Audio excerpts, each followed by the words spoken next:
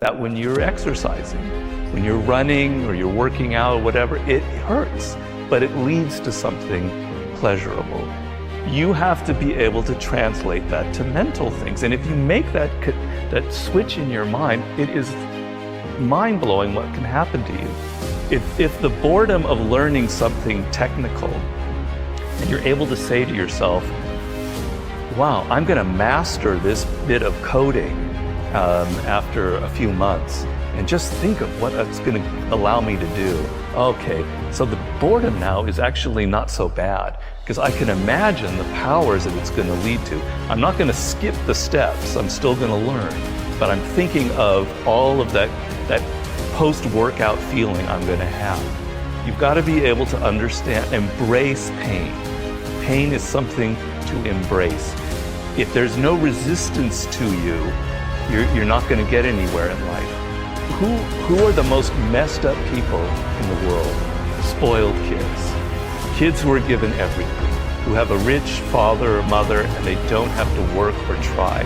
They are the most messed up people you'll ever meet. You're writing a book on human nature. Why is that true? Because they have no limits, they have no resistance. They don't have to push against anything. They don't have to go like that to get atrophy something in the brain, do you think? Well, it's one of the laws of human nature. One of the laws is about what I call necessity. We are animals of necessity. When we have to discover or build something, we build it if our life is on the line. That's how we're genetically primed from several million years ago. And when there's no necessity, when we don't have to do something, we just lie around and watch television and smoke pot. You can have any habit you want to be. You can be lazy, you can be prompt, you can be late, you can be honest, you can cut corners. I mean, you have all these choices. And those are choices for you to make. Nobody else is going to make them for you. And I would suggest that you play this little game with me too.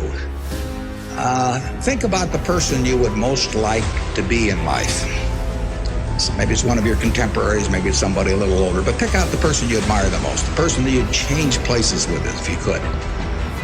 And then write down why you admire them. Just put it on a piece of paper.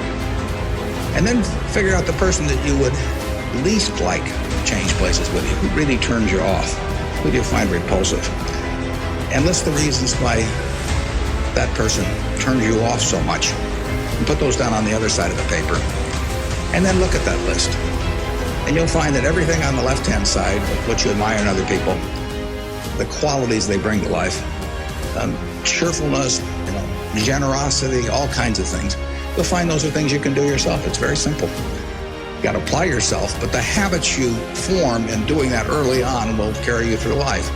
And on the other hand, you'll find that the things that make people repulsive, selfishness, obnoxiousness, all these things, egotism, are things that no one has to have. If you find those in yourself, you can get rid of them as long as you get rid of them early. So all I suggest is that you write down a list of what you admire, what you find contemptible, and decide that the ones on the admired side are ones you're going to acquire for yourself. And if you do that when you're young, it'll carry you through the rest of your life. This doesn't work if you do it when you're 50 or 60. By then the habits are too well formed.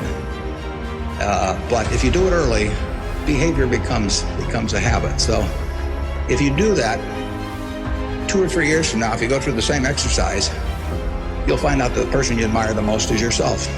That can be a little dangerous under some circumstances, but it's not a bad thing. I mean, you want to be somebody you like, and you don't want to be somebody that you dislike. And form those habits early. You basically can't miss.